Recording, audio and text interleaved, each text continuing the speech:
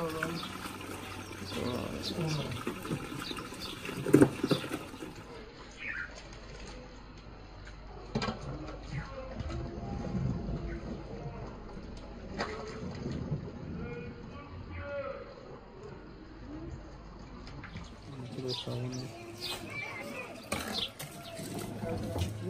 الرحمن الرحیم. سلامونه، هیله ده چې ښه اوسئ، صحتمند اوسئ، روغتیا او سلامتیا په هیله مو. په لومړیو کې خو به زه وایم چې دغه ویډیو در سره شیر کړئ تر څو تر نورو هیوادوالو پورې ورسیږي. دا به داسې وي لکه ستاسې مرسته.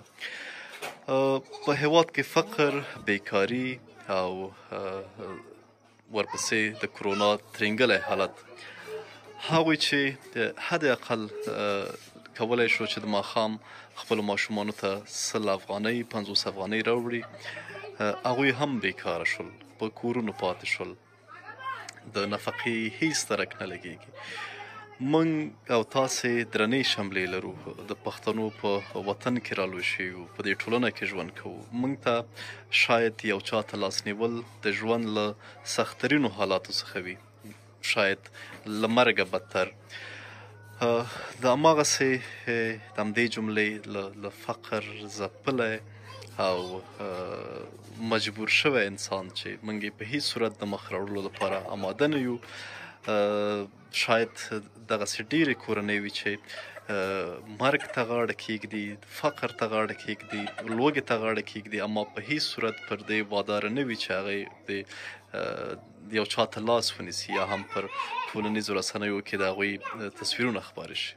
موږ هم د هماغې پار ته په احترام نه غواړو د ماما مخ راشي. ماما له دې نه وړاندې جوار خرڅول، کرونا راله، قرنطین شو، 2-3 ورځې کې هغه 100-200 افغانۍ ذخیره یې په جیب کې درلودل، هغه خلاصه شوه. بالاخره مجبور شو چې پر کوڅو کې لښتي پاک کړي، د هر چا د کوره چې هغه کثافات راوتي وي، هغه د خپل اولاد د نفقې له خاطره، د حلال نفقې له خاطره هغه پاک کړي. ماما ډېر د نه په عذاب وم، فقط له دې نه وړاندې د جوار خرڅول او انجینر صاحب د دې نه مخکې مو جوار وږي خرڅولو، وږي چې خلاص شو بیا مو اوس کله مو لسګاډه چپس مو خرڅولو، چپس هم الوګان ګران، بیا مو لسګاډه شروع کړه. هغه لسګاډي کې مزدوري نه وه، بس اوس مو دا لښتی ونیو او کله څوک 50 روپۍ کور په سر راکوي، کله څوک 80، کله 100 شي. څو ورځې کېږي چې ته بیکاره شوی یې؟ یاره زما خو دا تقریبا د 20-25 ورځې اوس د دې وخت کېږي چې بیکاره شوی. یعنې په دې کې تا څومره ذخیره درلوده؟ څو ورځې د هغه تېرې پیسې چې ګټلې وه د وخوړې؟ یاره هغه ټولې بس ما زه دغه اوس هم قرضدار یم، مخکینی هم قرضدار یم، او یو 3000 روپۍ 2000 روپۍ به راسره وي، هغه مې وړو توړه راوړه، هغه چې خلاص شو، وړه په خلاصېدو کې نو بس بیا مو دې لښتې او د دې شیانو شروع تاسې هغه سامان هغې پورې راوړئ چې ناوخته کېږي. ښه، 2-3 زره تا ټوله ذخیره وه، هم ورسره رازګاډی واخله لاړ شه. 2-3 ورځې دغه کومه ذخیره شوې پیسې وې، 2-3 زره افغانۍ، یا دې په یو تومنه وړه، هغې دپاره دا معلومداره خبره ده چې دې ورور به څومره وخت زحمت ایستلی چې تر څو یې 2-3 زره افغانۍ ذخیره کړي دي. زه فکر کوم چې شاید 10-15 ورځې تا کار کړی چې ته 2-3 زره افغانۍ ذخیره کړې. هغه هم یو بوجۍ وړه شول، دا چې قیمتونه هم لوړ دي. د کور کرایه د څنګه کېږي؟ دا کور خو د کرایې دی. دا کور کرایه 3000 روپۍ میاشت ورکوم افغانۍ، بس دا دغه لښتي پاک کوم هلی ورسره بل شی به سره دغه کوم بس دغه شي دغه شي منیمه. مشر زوی د ډېر وړکی دی، دا ولې؟ دا خو زما اول واده نه بچي نه وو، بیا مې دویم واده وکړو. د دویم واده نه مو مشرانې مې لورانې دي دوه، دا 3 مزامن دي. دا مشر دویم مشر یې اوس یې لکه د 7 کالو دی، او دا بل د 4 کالو دی، بل د 3 کالو دی. لومړی د واده وکړه، له هغې نه اولادونه نه وو، دوهم واده د وکړه. د څو ماشومانو نفقه یا د څو کسو نفقه یې تا په غاړه ده؟ ما را 2 کسانو نفقه په غاړه ده، او هغه دغه کې یو د خینې زوی مې راکړی دی، هغه د لرګي مرګي او پلاستیک راغونډی، دلته لرګي مرګي سوځېدو خپل شي پیسې نه وي که نه، بیا هغه راسره دغه کېږي. په دې قرنطین ورځو کې د څه وکړل؟ چا در سره کومک وکړه؟ ویې نه که چا دروازه دې وټکوله؟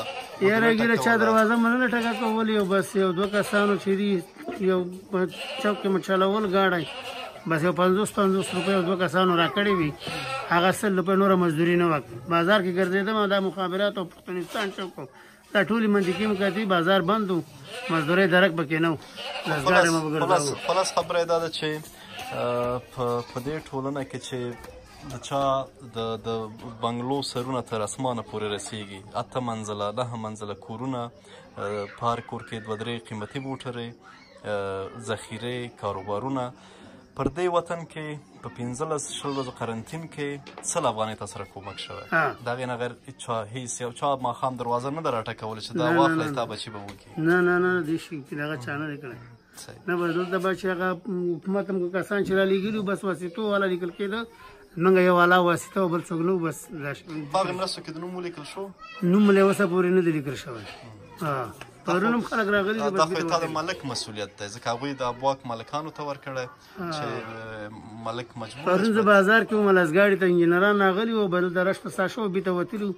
زه به خپله ومنم نوم بس زنانو ته ما ویلي چې اجازه بر نشته چې تاسو یعنې په دې قرنطین ورځو کې ته لسګاډي وباسې ځکه کم کار پیدا شي. هو بس زه یم که څوک لښتی پاکوي که کناره پاکوي چې ما ته وایي زه د خپلو بچو ته یو کپ رزق الله ورکوي خو یو وسیله یې زه یم بس یو څه یې راوړم. دغه زوی لاس مې مات شو، ما سره د دې پیسې نه وي. د جمعې په ورځ ماته ما بیا د یکشنبې په ورځ باندې بوته یو چا نه مې 1500 روپۍ را خرڅ کړې، بیا مې دا بوته 400 په هغې راغلې، 100 روپۍ به ترکاري راوړه. درد کوي یا ښه شوی؟ درد کوي که ښه شوی دی؟ ښه شوی دی. دا شکر چې ښه شوی دی. ښه د دې لاس د جمعې په ورځ مات و، تا سره پیسو بس نه و، د یکشنبې په ورځ ساته دا وایي. دا مو بیا د دې به بوموته او بس عکس مې واخیستو. بیا لاړم سیتامه کې چې دی لکه چې 200 روپۍ افغانۍ واخیستې، 50 پرشکو کې لاړې، 300 هغه بس 100 روپۍ او شربت یې ولیکل، 400 روپۍ مصرف شو.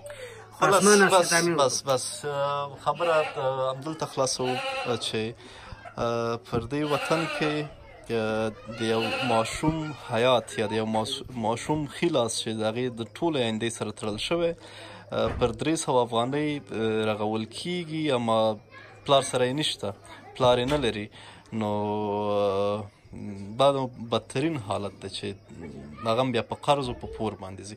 یو څه اندازه خوراکي مواد هم درته راوړي او به راورسېږي او تا ته به یې تسلیم او له هېوادوالو نه به مې غوښتنه هم دی چې دا ویډیو شیر کړي تر څو وشو کولی دغه ورور ته یو دایمي کومک د تل لپاره پیدا شي چې ږیره یې سپینه ده، مسؤلیتونه یې ډېر دي، کور یې کرایي ده، نو دا به شیر کول به یې داسې لکه مرسته کول. هوسۍ مرسته ده چې له دې فامیل ته رالیږلې ده. په ضمن کې ماما دغه صابونونه دي چې دا د کرونا له خاطره د خپل ځان او د فامیل ډېر خیال وساتئ. دا د هوسۍ خوراکۍ مرسته ده، که کپسه ویل ورته لري، که دوا ورته کوي.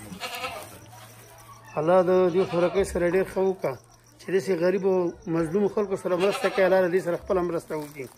او زه به خپله مجبوره یم داسې لاسلختي او دا شی کاروبار نشته دی او که دایمي دپاره موږ سره څوک کومک کوي، الله ما غوندې ډېر غریب نور هم شته دي په دې وطن کې او هغو سره څوک مرسته کوي، الله د ورسره ډېر ښه وکړه. خوشحاله اوسه.